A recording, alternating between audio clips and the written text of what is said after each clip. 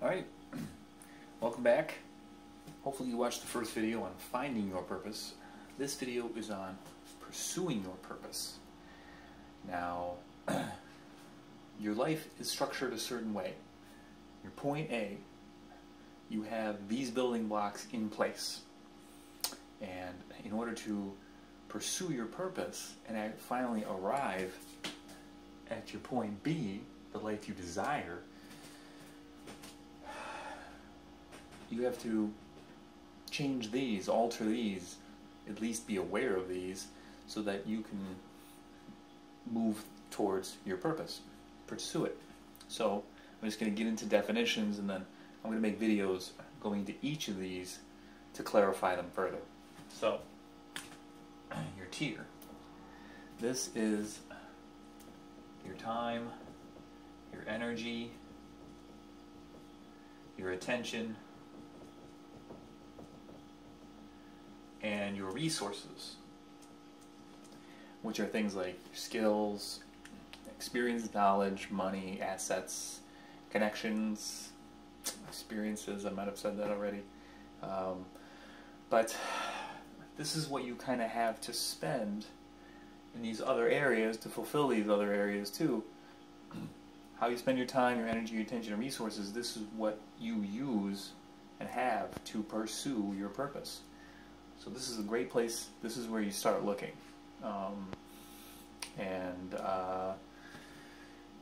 This will have to change in order to get to your point B here.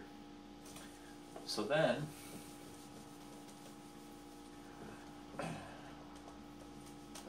you have your physical needs. So,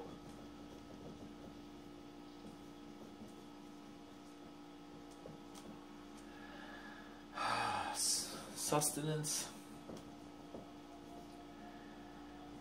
protection, and recovery. Going kind of quick, sorry. Sustenance, protection, recovery. You need sleep and rest. You need clothing and shelter. You need to eat and drink. How are you using these now? And the person you want to be, the life you want to have, how are you spending your time, energy, attention, and resources to fulfill these needs? How are you sleeping? What are you eating? When are you eating? Where do you live? How do you dress? You know, these things, you're using your T.E.A.R. I'm just going to call it T.E.A.R. from now on. You're using your T.E.A.R. to fulfill these needs, but how? Questions to ask in pursuit. This helps you clarify.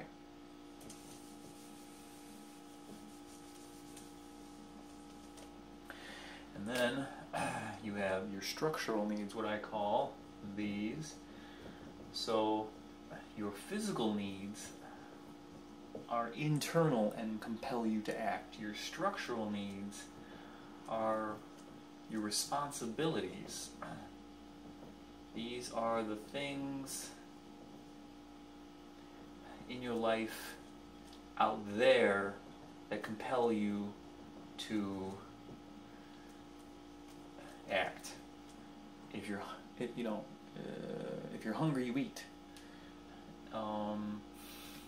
This though, relationships,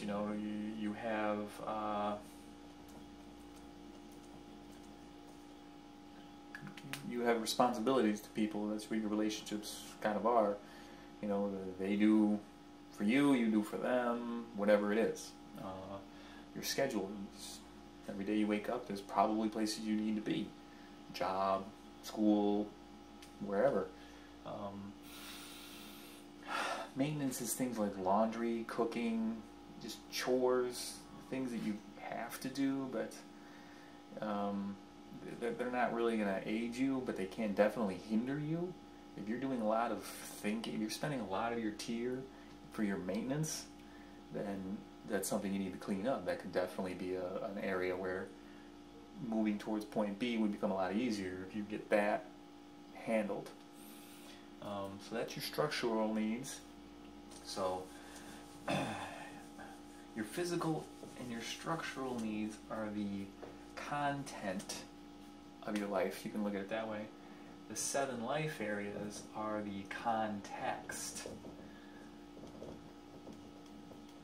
So this is financial, spiritual, romantic, family, social, recreation, and physical, which is things, you know, your health,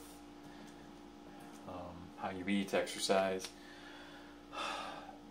How do you spend your T.E.A.R in these? What relationships do you have? Your physical needs, how do they pertain here? So this is the context of financial. How do you spend and make money? How does that, what relationships does that require? Scheduling, things like that. There's a lot of overlap here between, but this is the structure of your life. That's why you can't. That's why it's so hard to change, because there's so much entanglement of your life and these different things that trying to change one thing, you realize, oh wait, there's all this other stuff that I get. You know, I'm trying to eat healthy, but you know, when I hang out with this person, we do this, and you know, I live right next to her, so I always do this at this time, and so going in here, asking, seeing how this person deals with these, and how this person deals with these, this new life, how are these happening? How are you spending your T.E.A.R in these different areas? Or any, you know, some of the, you don't have to do all these. You don't have to have a social life. You can be interact your relationships. You can have your family, work, spiritual, your church, romantic. Some people are just happy having a significant other.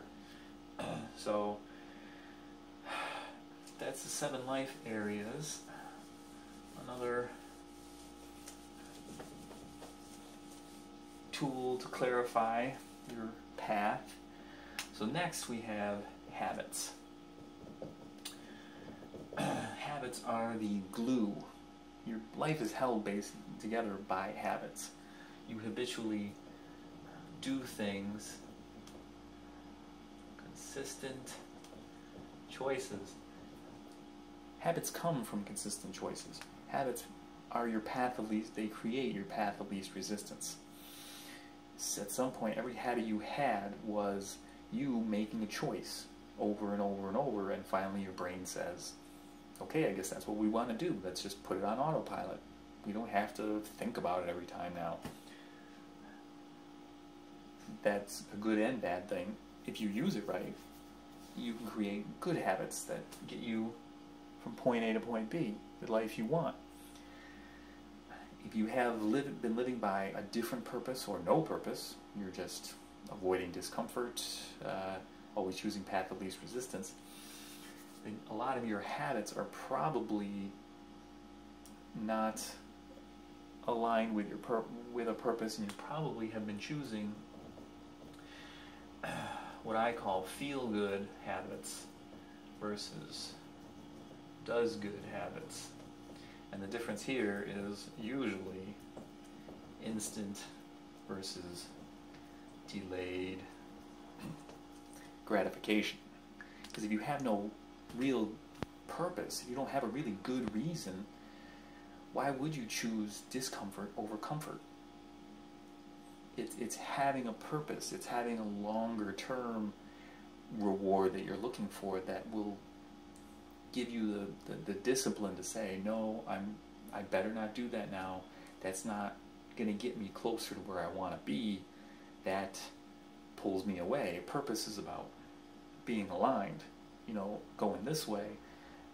And usually that's a delayed reward, whereas instant is what pulls you in the moment. You know, it's about now. I want to feel good now instead of feeling good down the road. This life I desire, this purpose I have chosen for myself. So, in order to create new habits toward this new purpose, you have to start making new choices consistently. So that's how that gets you going in that direction. And now, those are all the things you're kind of, that's the web and the glue. The emotional needs, this is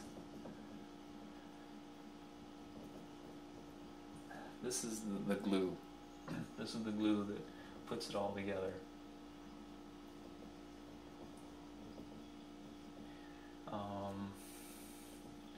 So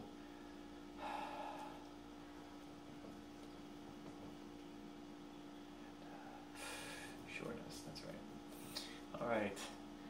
So significance, sovereignty, sureness, all the emotional needs I've discovered that I've, been researching, boil down to these three things. Significance. People want to feel that they matter, that they have value, some importance. Sovereignty. People want to feel like they have ownership of themselves, control. And sureness. People want to feel like there's some predictability. People like things to usually normally go a certain way.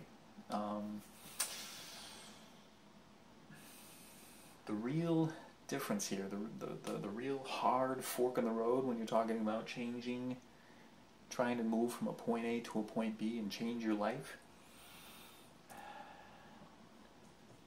is external versus internal fulfillment of these needs. If you are externally seeking significance, if you are allowing other people to determine your value, then you're making different choices than somebody who has an internal source of fulfillment, an internal source of validation. Same thing with sovereignty. If you're letting other people make your choices, your life is going to be very different than the life you probably want, given your own choice. And predictability. When people need the world to be predictable, the world is not predictable. So the things they do to make it, try to force it to be predictable, that's for manipulation and things like that. Other people, but even the environment too. Some people just, I need my environment to be a certain way, and it can't change, and they do all these things, and they, their lawn. I don't know. I'm trying to think of the examples off the top of my head, but moving this internal is what you need to do in order to have the life you really desire, a life that you desire, not that somebody desires for you. How do you do that? Well, significance. In order to have an internal source of significance, you choose a purpose. You give yourself a purpose. You say, my life has meaning because I give it meaning. This is what my life means. This is the life I want. This is what I'm going to do with it. You give yourself purpose. You don't let other people determine your purpose for being in this world. The next, sovereignty, ownership. You embrace your power of choice. You choose your purpose. You choose what you're going to do. You choose to follow what's in your best interest. Yes, that is in my best interest. I choose that. That is not in my best interest. I am not going to choose that. That does not further my purpose. This does. So I'm going to choose that. You are the one making choices for yourself, for your own reasons, for your own purpose. The next, sureness. The world will never be predictable. You can't know everything, but what you can do is you can learn. As you're trying to pursue your purpose, you're making choices. And these choices, you may get them right, you may get them wrong, but you can learn from them. And the next time, you'll make a better choice. And as you go along, you're making choices, you're learning from the results, and you get better and better at pursuing your purpose. And you become more confident that, okay, I can pursue this, I can take these risks because, you know, I've done this before, I've done other things. You start to build that about yourself. So, pursuing your purpose, go in here, figure out what you're doing, and then ask yourself questions. Look at your life in terms of your time, energy, attention, resources, physical needs, structural needs, 7 life areas, habits. But we start here with purpose and choice and learning from those choices in pursuit of our purpose. Alright? Thank you for watching, and I will see you in the next video.